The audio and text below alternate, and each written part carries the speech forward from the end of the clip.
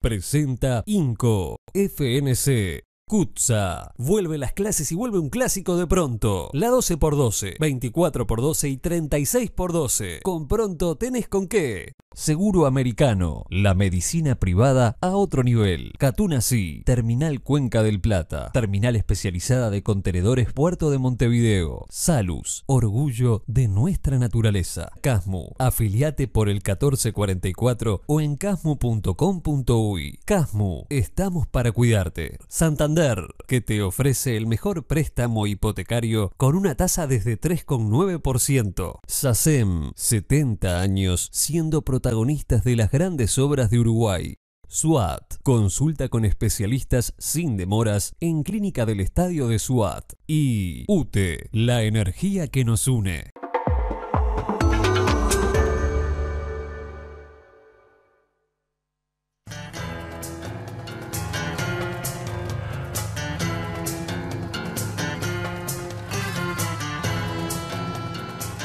Buenas noches, gracias por estar ahí, estamos en La Mira, estamos en BTV. Más adelante vamos a estar con Raúl Rodríguez, presidente del CASMU, hablando del sistema de salud, de la inversión en mutualismo. ¿De qué se trata el turismo de salud al que apuesta una de las principales mutualistas del país? Vamos a estar también con la periodista de BTV Noticias, Nicole Descuey, hablando de una promesa de campaña bien importante que hizo el gobierno, pero le está faltando algo más que voluntad para poder cumplirla. Ahora, en este primer bloque, estamos con el intendente de Canelones, Yamandú Orsi. Gracias por estar. Gracias a ti. Bueno, vamos a hablar siempre sobre una especie de supuesto en el que no sos candidato, nadie te menciona. Que no lo soy, o sea que es un supuesto fácil de... No estás primero en las encuestas, sos solamente intendente de Canelones, hablas desde ese lugar. Es lo que soy. ¿Cómo se soluciona esta especie de, no sé si llamarle bloqueo político que hay, que parece por un lado ser tan bueno para la democracia, ¿no? De dos sectores, de dos bloques políticos, 50 y 50, un poquito más, poquito menos, ¿no? Que es bueno para la democracia en un sentido, pero para el otro no parece haber acuerdos de fondo y el sistema parece bloqueado en los grandes temas que estoy hablando, ¿no? ¿Qué análisis haces vos de esa situación? Yo he planteado en más de una oportunidad mi preocupación por la ausencia de verdaderos puentes de comunicación entre las colectividades políticas. Por supuesto están los ámbitos institucionales y cuando alguien me pregunta ¿cómo te llevas con el presidente o con el gobierno? Bien, desde mi lugar de intendente de Canelones, en virtud de las obligaciones que tenemos y los ámbitos en los que nos movemos, Congreso de Intendentes y vínculo permanente con los ministerios, es una relación fluida, de verdad, incluso hasta de poder dialogar, a veces por teléfono o mano a mano con el propio presidente de la República. O sea que por ahí, desde el punto de vista institucional, yo creo que es lo que tengo que decir, porque además es lo que ocurre. Lo que ocurre también, y que parece que ahí el clima es distinto, es las entidades políticas llamadas partidos, que para mí son el pilar fundamental, y creo que todos los politólogos que defienden el sistema democrático, republicano, representativo, todos consideramos que son los actores fundamentales. Entre partidos la cosa está compleja, o por lo menos entre esos dos bloques está compleja.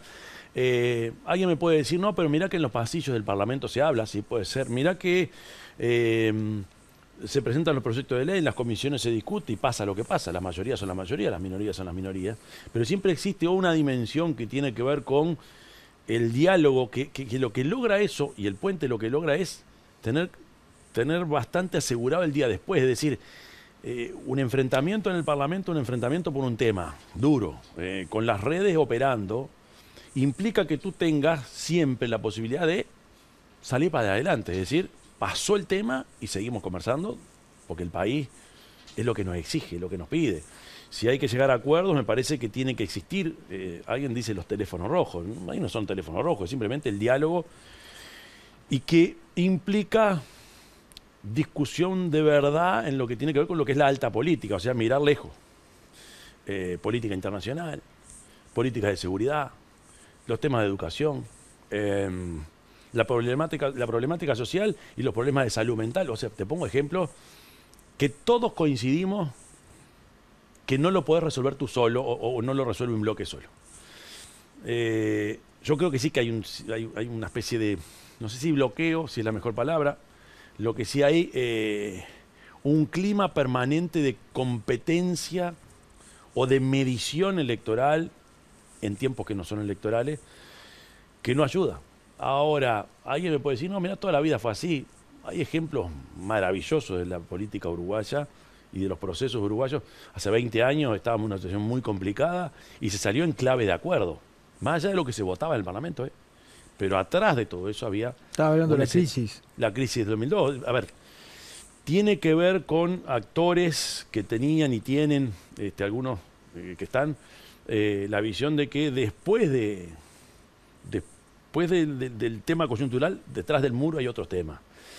A mí me parece que nos está faltando pero ¿sabes qué? espacio. La crisis del 2002 estaban los bancos y la plata. Banco, plata. Eso iba a llevar posiblemente a una crisis institucional, pero había plata, constante, se veía, lío, plata. Cuando el valor es un pibe, un estudiante... Lo que yo tendría que ser más todavía. Sí, ¿no? bueno, pero yo te digo, Yamandú, yo no entiendo cómo no les da vergüenza. ¿Cómo no les da vergüenza ver las cifras de la educación que arrastramos desde hace años, ¿no? Y yo digo siempre esto, Yama, entre la situación en la que estamos, tremendamente crítica, y las diferencias que exhiben públicamente los partidos, en este trecho no podés encontrar 2, 3 puntos en los que pueda haber acuerdo y se sienten todos y decir, vamos para adelante. No puede haber. Debería haberlos. Yo creo que se arranca mal si lo discutimos todo en clave blanco-negro. Todo lo que tú hiciste fue un desastre. Sí. Todo lo que nosotros hacemos o hicimos está bárbaro. Y tú lo que vives haciendo poniendo un palo en la rueda. O tú lo que hiciste es poner un palo en la rueda. De donde te quieras parar. No todo es blanco-negro. A ver, tú hablabas del tema de educación. Arrastramos. Yo soy docente, formado en el IPA, orgulloso de tener... como profesión la docencia, muy preocupado por supuesto, estando afuera del sistema educativo hoy, dedicado a otra cosa, me preocupa, sí, fundamentalmente la enseñanza media, pero ahora no está bueno que se diga o se piense que lo que se hizo estuvo todo mal y que ahora se hace todo bien, o al revés, fuimos unos cra, ustedes no saben nada. Yo viví y participé y sufrí lo que fue la reforma de Rama. Aquella reforma que te confieso que de mi parte le presté mucho menos atención al contenido que a la forma. ¿Qué quiero decir con esto? Que la forma como se quiso llevar adelante mató el contenido. ¿Por qué? Porque se trazó una línea así, si lo que están de este lado, lo que están del otro.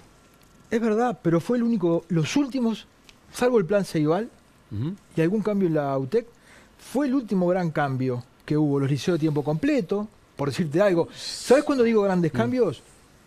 Cuando vos ves que van a durar 40, 50 años y van a seguir, ¿no? El plan Ceibal es una cosa que va a seguir. Los liceos de tiempo completo van a ir aumentando. En aquel momento lo vilipendiaron los gremios de una manera tremenda. Pero entonces, ¿no será que hay veces, porque vos mencionaste hoy el plano institucional y el plano de los partidos, y dejaste afuera el personal, ¿no? Ahí había una personalidad muy fuerte, que era Rama, que generaba, ¿no? Generaba eso. Pero ¿no será, Yamandú, que a veces alguien tiene que perder para que alguien gane? Porque si no, seguimos en el mundo del empate. Es cierto, pero se tiene que partir de la base de lo que yo le llamo la acumulación positiva.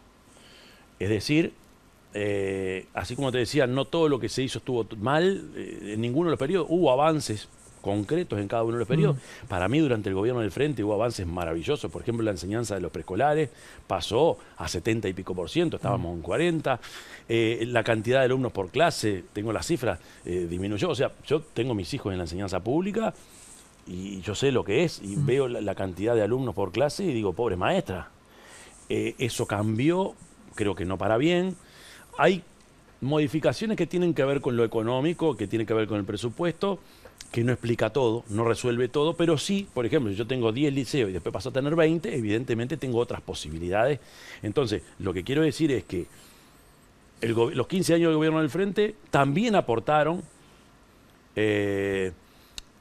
hubo un cambio, por ejemplo, las escuelas de tiempo completo, de tiempo extendido, las cifras son abrumadoras, es muy bueno. Se extendió la educación, se democratizó. Perdóname. Yo creo que eso, pero a lo que voy es No vamos a mejorar. que te quedás corto. No sin vamos duda. a mejorar si me hablas de lo que hiciste. Bueno, a ver, pero... Porque a vos te votaron, o los votaron. ¿Sabes por qué te lo planteo? Porque pará. tú me planteaste lo de Rama. Pero, Y yo digo, pero a vos te votaron, a ustedes lo votaron, al frente lo votaron para que hiciera. ¿Hicieron? Ok.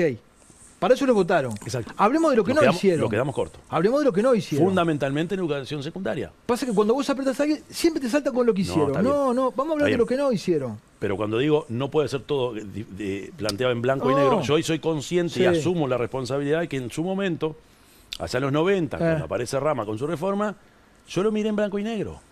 ¿Qué quiero decir? No encontré, incluso yo iba hasta prejuicioso, por ejemplo, con lo que se formaban en los SERP, hasta que me tocó trabajar con esos compañeros de fierro, tan comprometidos o mucho más que yo. Entonces a lo que voy, o no sé si mucho más, pero lo que voy es que docentes de la camiseta puesta. En aquel momento, cuando aparecieron las modificaciones, nos pintamos para la guerra, decimos, estamos de este lado, e incluso desde el gobierno, y por eso hablo de la forma, se estimuló a los docentes que estaban con la reforma con más dinero. Eso es gravísimo, porque lo que hace es generar una brecha. A lo que voy es cierto, tenemos que mirar lo que falta, hay cosas que ya no discutimos, y eso es bueno, que quiero decir que la educación universitaria hoy ya no necesariamente tenés que venirte a Montevideo, eso tiene que ver la universidad. Digo, no necesariamente estoy hablando de la ANEP ni el gobierno. La universidad hizo lo suyo, la UTEC hace lo suyo. Creo que la UTU y secundaria algún día deberían generar una propuesta distinta. Creo que es bueno lo que ha pasado en UTU, pero que también nos hemos quedado cortos. La cantidad de deserción es inaceptable, totalmente de acuerdo. Ahora, ¿cómo haces para sentarte, mirar para adelante, mirar por encima del muro, si yo parto de la base del preconcepto que vos... o que yo no me puedo sentar a hablar contigo por esto? Pasó con algunas propuestas que anduvieron por ahí. Ponele nombre. Edu 21. No, ponele nombre a esa falta de dar el paso. ¿Qué es? El presidente habla de políticas nacionales, yo creo que son políticas de Estado. Bien. Y que implican que no solo lo resuelven los partidos, sino también la sociedad. Y ahí, por supuesto, los involucrados tienen que estar. ¿Pero qué falta, Yamandú? ¿Qué es lo que falta? ¿Grandeza? ¿Qué es lo que falta? Falta hablar, creo que falta instalar los temas de la alta política, como te decía, y de imaginarte el país que vos querés. Y de darte cuenta de la realidad que hoy tenés, lo que te está pasando abajo, ¿no? Lo que te pasa en la sociedad. El gurí que lo de la pandemia fue tremendo, ¿no? Yo no sé si somos conscientes de lo que nos pasó. El otro día veíamos una encuesta que hizo la gente de ONU en Uruguay, la deserción o cómo los gurises no se enganchaban ni siquiera por Ceibal, o si se enganchaban el rendimiento, la percepción de los padres de la ciudadanía es que quedamos lejos. Y los mismos educadores te dicen, el impacto fue tremendo. Te digo, lo vivo en mi realidad personal. Visualizar el drama que tenemos, el gurí que no va a la escuela, está ahí, en la calle, está en algún lado, o que no va al liceo. ¿Qué está haciendo?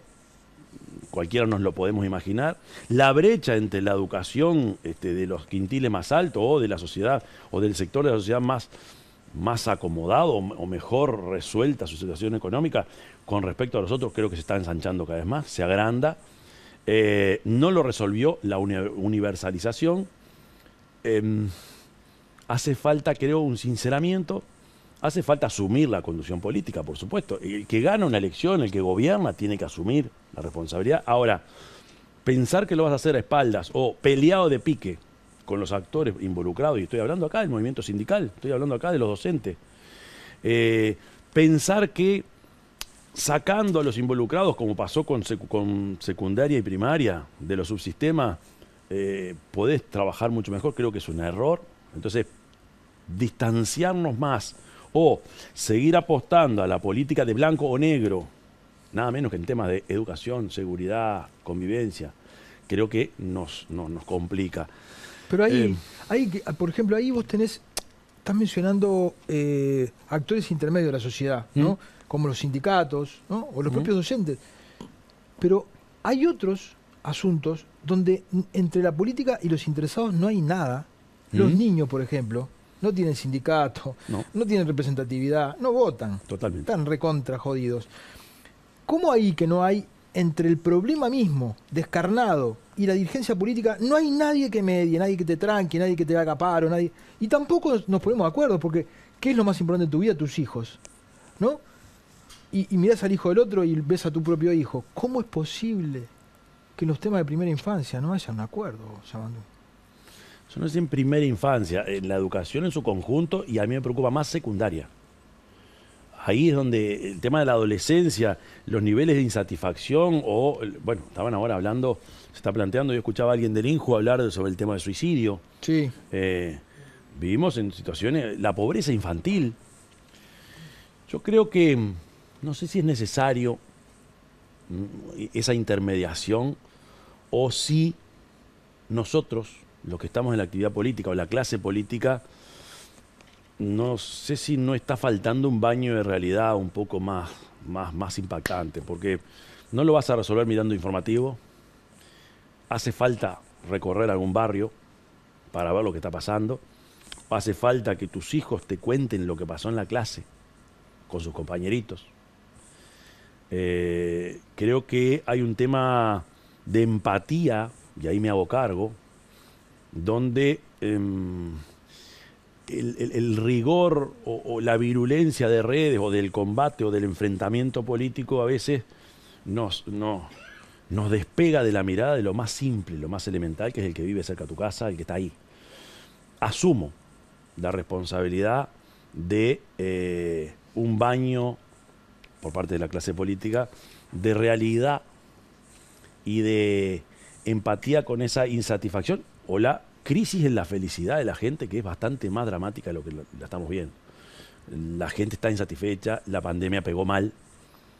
Después que pasa la pandemia, nosotros, y hablo del sistema político en su conjunto, los actores, no estamos quizá conectando con esa vivencia que tanto nos pone nerviosos a veces cuando leemos alguna noticia o cuando vemos alguna realidad. ¿No pensás que a la hora de hacer oposición, y incluso en algunas declaraciones partidarias, en fin, la oposición, el Frente Amplio, tuvo o tiene poco en cuenta la pandemia, cómo le impactó al gobierno la pandemia? No, el Frente, a ver, para el Frente después de 15 años de gobierno, la derrota fue un golpazo, fue un sacudón fuerte. Todos teníamos, nosotros mismos, la duda de cómo nos íbamos a parar en tanta nueva realidad. Perder elecciones habíamos perdido un montón, nunca después de haber sido gobierno. Las primeras señales y las que siguieron después en un país en pandemia por parte de nuestra fuerza política fueron de una madurez, creo que también ejemplo en América Latina. La solidez de los partidos, y ahí hablo de mi frente, pero también de los partidos que hoy están en el gobierno, hablan por sí solos de una comunión, no hablo del comportamiento durante la pandemia. Lo que digo, después que la pandemia pasa y se le reclaman al gobierno muchas cosas, cuando el gobierno tuvo que tapar ese agujero, ¿no? A ver, hay temas que tienen que ver con lo que pasó en pandemia, pero hay otros que no. Por ejemplo, la pandemia golpeó de manera dura, por ejemplo, la caída del PBI repercutió, por ejemplo, en la caída del consumo, ¿no? O sea, el país cayó un 6,6%, creo que anda por ahí, y el consumo, no, un 6,2% y el consumo un 6,6%, las cifras bajaron juntas. Cuando la economía levanta y el Producto Bruto empieza a crecer en Uruguay, el consumo sigue allá abajo, creció apenas un 2 y algo, y esto había crecido un 4,4%. Es decir, en aquella imagen de la vuelta ciclista, los rezagados cada vez están más rezagados. Eso tiene que ver, sí, capaz que tiene que ver con la pandemia. A ver, tiene que ver con la pandemia cuando la flecha va para abajo, cuando sube y rebota la economía. En algún momento vos tenés que ver señales de que el salario se recupera, de que las jubilaciones se recuperan, de que el consumo se recupera. No nos olvidemos que la crisis del 2008 en la economía mundial, en Uruguay, el consumo interno bancó y bancó. Así como estamos, desde una visión de izquierda, pero también de una visión de una economía que tiene que estar sana, las noticias no son buenas para el futuro. ¿Qué quiero decir? Sí, la pandemia hizo lo suyo. Sí, hubo una crisis mundial que tiene que ver con eso. Hoy la crisis derivada de la guerra también repercute en forma negativa, por ejemplo, con la inflación. Ahora, cuando hay un país que crece en exportaciones, que crece y que recupera su Producto Bruto, y el ritmo de recuperación de los más rezagados, estoy hablando de los rezagados y el propio pelotón, Evidentemente acá hay algo que tiene que ver más con política económica y con cierta visión de la realidad, que no comparto, por supuesto, que con los efectos directos de la pandemia. Tan distinta es la política económica esta de la que Sí, lideraba claro, Danilo sí, claro. Astori, tan Sí, claro, distinta sí, es. sí, ¿Y en sí, qué? El tema de las prioridades. La clave está en que se parte de la base, esto es histórico. Pero ¿dónde están las prioridades? ¿Dónde está la falta de prioridades? ¿En qué? ¿En el presupuesto, por si ejemplo? lo único que tú priorizas, o lo único que se visualiza como prioritario, para no ser tan tajante, es el tema del déficit y el gasto, evidentemente las consecuencias que va a tener son estas. Acá hay una filosofía económica que viene de la década del 30, pasando por los años 50, los 90. Estoy pensando en el herrerismo en el gobierno, tiene una filosofía que solió enfrentarse con aquel Uruguay ballista y que todos somos un poco herederos, que habla de el Estado desde un rol, por un lado un rol protector, pero por otro lado más bien el Estado estorbando. Entonces, los gastos del Estado, las empresas públicas gastando, o sea, la idea de achicar, y la primera medida que aplicó este gobierno, ni bien asumieron, fue aquello de reducir el gasto a todos los ministerios, toda la administración pública, un 15%. Después vino la pandemia y siguieron así. Evidentemente esa contracción o eso de pensar que el más ahorro te arregla todo, y ahí estoy pensando en el mercado, creo que es un error históricamente. Pero estos son los liberales más estatistas que puede haber en el mundo. No Te creo. bancan el combustible, la ANCAP tiene que funcionar como una empresa y están bancando el combustible de una manera, el precio del combustible. Pasa que esto tiene un límite también. Y así podemos pero seguir. esa filosofía- Los subsidios que hay en este estado, Yamandú, o sea... Sí, pero a ver. Yo comulgo con una filosofía, yo soy de izquierda, desde que estoy en la izquierda entiendo, pero además desde que leí algo de historia de mi país y fundamentalmente la construcción del Uruguay del siglo XX, fuimos vanguardia a nivel mundial de un Estado que protege, que cuida. Lo que terminó pasando en algún momento, y sí es real, que hubo una especie de hipertrofia o en algunas áreas del Estado hubo como desvíos sin duda. Por lo tanto, es necesario permanentemente estar corrigiendo eso. Históricamente este péndulo entre el Estado benefactor, el poncho de los pobres o aquello de el Estado que te cuida, y la otra tendencia es achicar el Estado, dejar que el mercado resuelva, llamarle el neoliberalismo en los 90, pero también la filosofía, como te dije, cuando la reforma monetaria y cambiaria, ya en el año 59, cuando asume el herrero ruralismo y cortó una racha de décadas de un Estado cada vez más intervencionista. Creo, y estoy convencido, que más allá de los problemas que tiene nuestro Estado, cuando vino la crisis, cuando vino la pandemia, teníamos un seguro de paro que funcionaba y que funciona. Tenemos una protección social, con todo lo que implica, que está instalada y que, por ejemplo, hace que países como Colombia, creo que no tiene 2 millones de jubilados. A lo que voy es, defiendo y quiero y peleo por un Estado que sea protector de aquellos que tienen menos oportunidad, pero que permita a los que generan capital y se enriquecen a partir de sus actividades, seguirlo haciendo. Pero incluso no creo en el derrame automático, ahí está la clave. Entiendo, pero es incluso esos sistemas de contención social, estatal, fueron generados hace muchas décadas, y pervivieron en el tiempo, porque eran cuestiones de fondo de verdad. ¿Qué estamos generando hoy de verdad que dure para adelante? De eso te hablaba cuando te hablaba de los cambios de fondo. ¿Viste? Porque ¿Qué estamos ¿qué generando hoy? generando hoy para los problemas que hoy tenemos, para que dentro de 20 años podamos decir, hace 20 años sentamos las bases de algo que hoy nos sostiene cuando vienen las crisis, ¿no? No tenemos una educación hecha a pedazos, una primera infancia hecha a pedazos, un sistema de protección de los niños y de los adultos también mayores.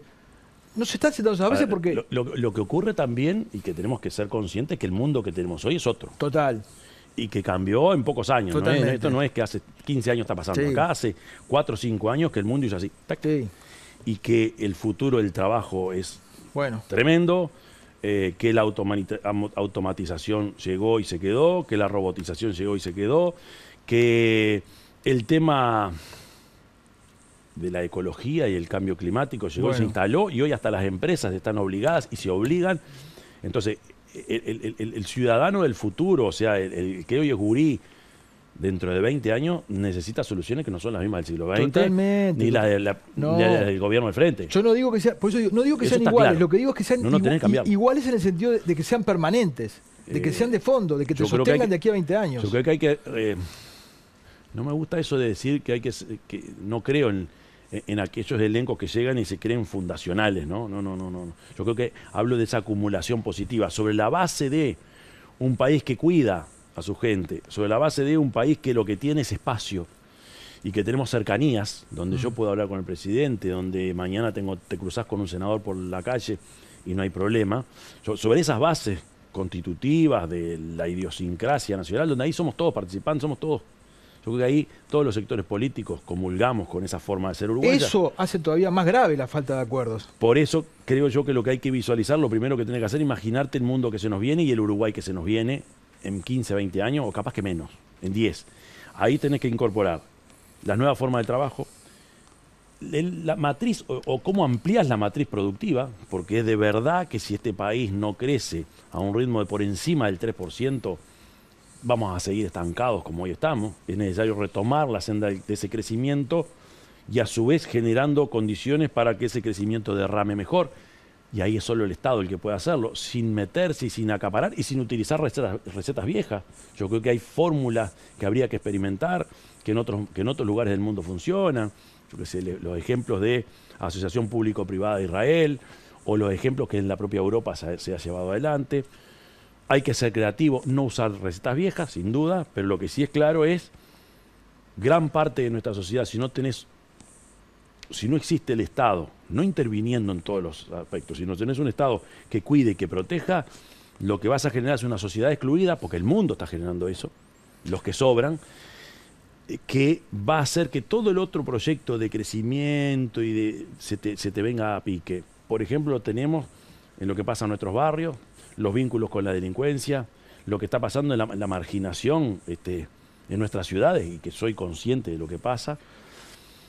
Hablamos de la seguridad en el próximo bloque, ¿te parece? Con gusto. Vamos a una tanda y ya seguimos con Yamandu Orsi.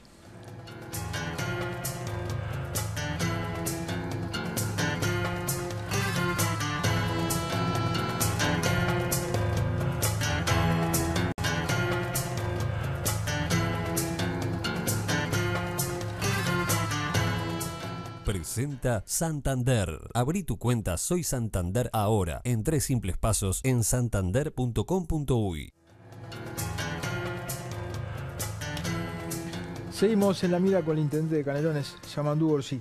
El día del acto de la Batalla de las Piedras, te tendiste la mano al ministro del Interior, le dijiste, estamos a la orden. ¿Te contactaron después? ¿Te contactó? ¿Te llamó? Sí, el ministro? hablamos. Normalmente hablamos con el jefe de policía, básicamente, con el que tenemos una relación muy fluida, y alguna vez, sí, con el ministro. En ese acto, lo que instalé fueron las dificultades que nosotros estamos viendo que ocurren en el país y que es necesario tener la actitud para poder solucionar entre todos los problemas. Y ahí, cuando hice alusión a lo que estaba pasando en mi departamento, el tema homicidios y algunos delitos que se estaban como recrudeciendo o que consideramos que no eran buenas señales, el gesto es, como lo tengo con todos los ministerios, estamos para colaborar y lo hacemos normalmente. Dispusimos la compra de cámaras de seguridad para ofrecerla al ministerio. Articulamos permanentemente con el jefe de policía, por ejemplo, espacios para comisarías donde se trabaja el tema de violencia doméstica. Coordinamos mucho más de lo que de repente la gente supone. Y me parece que lo que debe ocurrir es que los gobiernos subnacionales tienen que ponerse en clave de correcta articulación, ponerse a la orden con el ministerio. Hubo una señal, por ejemplo, hace poco, lo que no debe pasar, y lo aprovecho la oportunidad. El otro día miro por lo informativo que se reunieron 2 intendentes con el ministerio, con Presidencia de la República, para hablar del tema de cámaras de seguridad, donde se piensa monitorear desde un departamento determinado las cámaras que van a estar en Canelones. En ningún momento se hizo mención, le preguntaron al subsecretario qué pasaba con Canelones, no tenemos ninguna noticia. Evidentemente hay gestos que van en contrapuesto a lo que yo te decía, que es lo que debe ocurrir. ¿Qué quiero decir con esto? Que acá a veces considero que este gobierno intenta resolver las cosas más en clave partidaria que en clave institucional. nos puede pasar, quizás nos ocurrió a nosotros en algún momento, pero en este tema particular, donde lo que la ciudadanía debe leer es que el Estado es el mismo en cada uno de los niveles, tiene que haber una sintonía que también debe ser cuidada desde los gestos. Y lo tenía que decir. Ramandú, decime una cosa, si algún día fueras presidente por esas cosas de la vida, ¿no te parece que habría que desenfocar de una buena vez el tema de la seguridad pública del Ministerio del Interior? Total. Y hacer un gabinete donde la seguridad se vea desde el lado del MIDES, desde el lado del INAU, desde el lado de la educación, desde el lado de la salud pública. Pero, y no la policía que después llega después que la sangre está derramada. Lo que pasa es que, primero, enfocar solo el tema seguridad como seguridad sin abordarlo desde también una concepción de la justicia. Para mí el tema es seguridad y justicia. Es decir, quiénes son las autoridades o quiénes son los que están más visibilizados para administrar este problema. Y son el Ministerio Público, el Poder Judicial y por supuesto la policía. Lo que ha pasado en este país en clave de discusión pública del asunto es focalizar casi exclusivamente en el tema policía. Y ahí es donde le vamos a errar.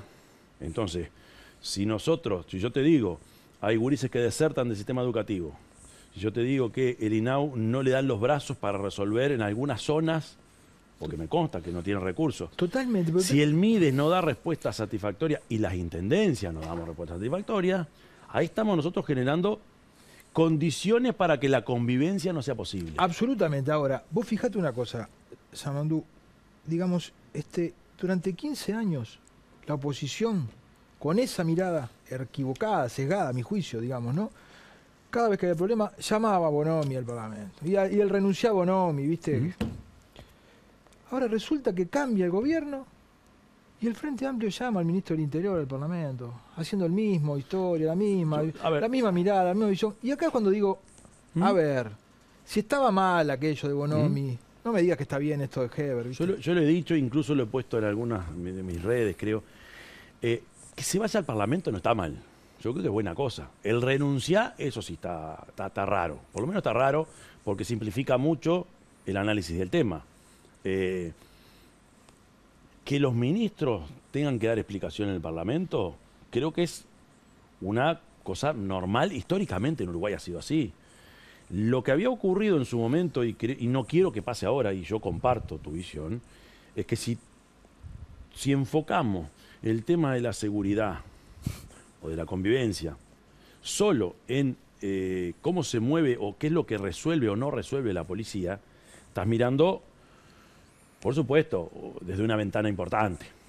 Porque es más o menos como llamar al ministro de Educación para hablar de la salud pública, más o menos, ¿viste? No, porque no educan bien en salud, entonces es más o menos, estoy haciendo una cosa grosera, ¿viste? Pero la policía se mira al Ministerio del Interior como el Ministerio de la Policía. Exacto. Y la policía llega cuando ya está el muerto ahí, ¿viste? Totalmente. Hay que tratar de evitarlo. Pero antes. además, no sé, porque yo pensé que iba a pasar un tiempo y el tema de lo que hizo el Frente iba a estar como superado. Yo sigo viendo que a veces, muchas veces, desde el gobierno se sigue aludiendo.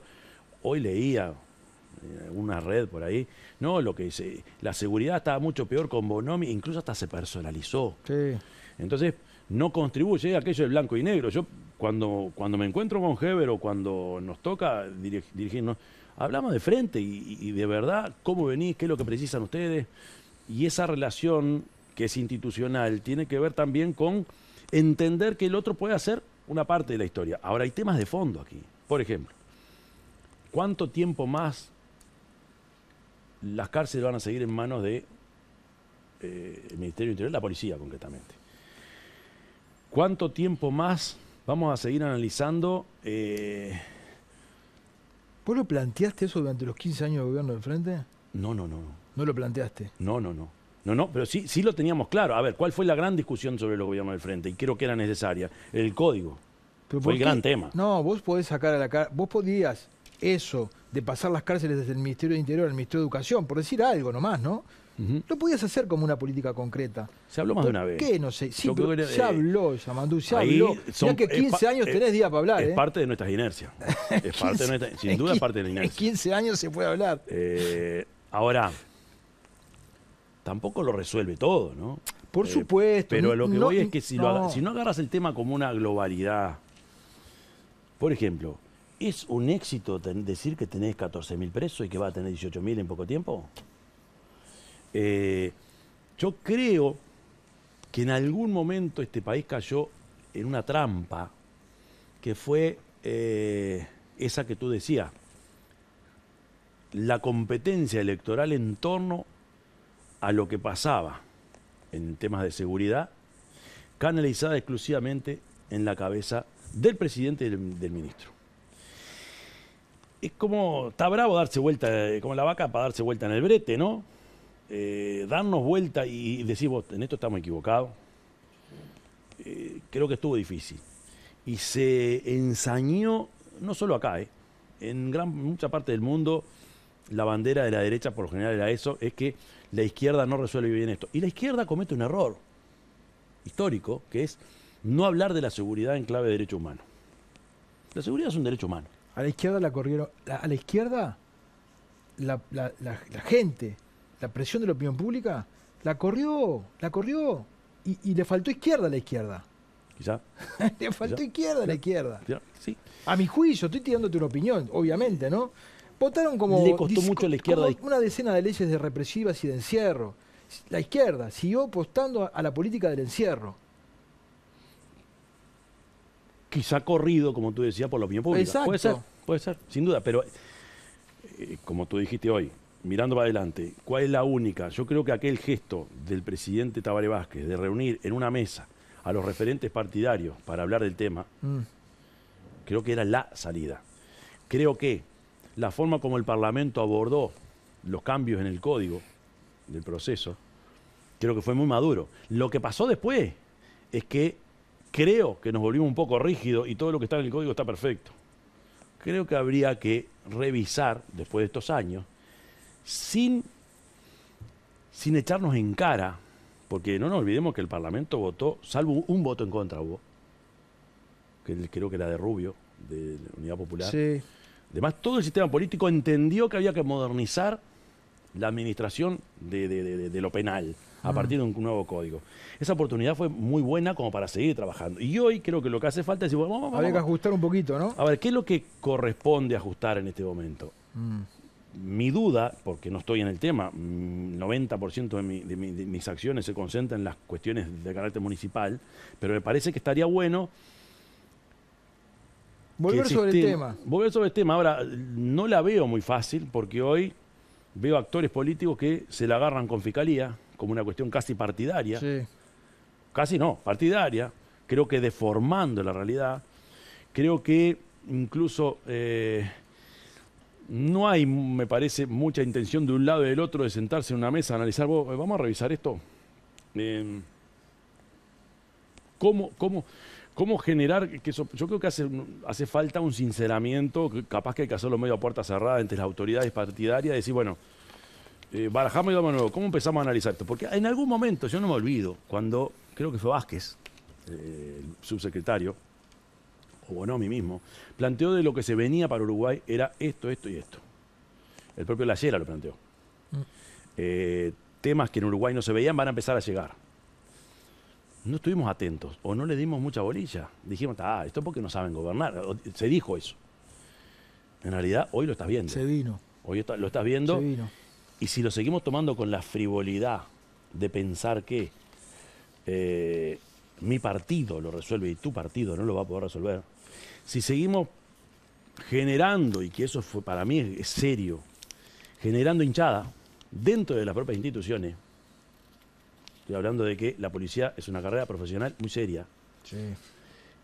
Y en algún momento, y lo he dicho, se lo he planteado a algunos referentes, el generar barras de profesionales para un partido o para el otro, ahí estamos perdiendo la posibilidad y la oportunidad maravillosa de entender que este país tiene salida en la medida que lo analicemos con seriedad. Salí del blanco y del negro para ir cerrando la entrevista y tirarle un elogio al gobierno. Porque todo mal no hizo. No. Decime algún elogio al gobierno. El manejo de la pandemia.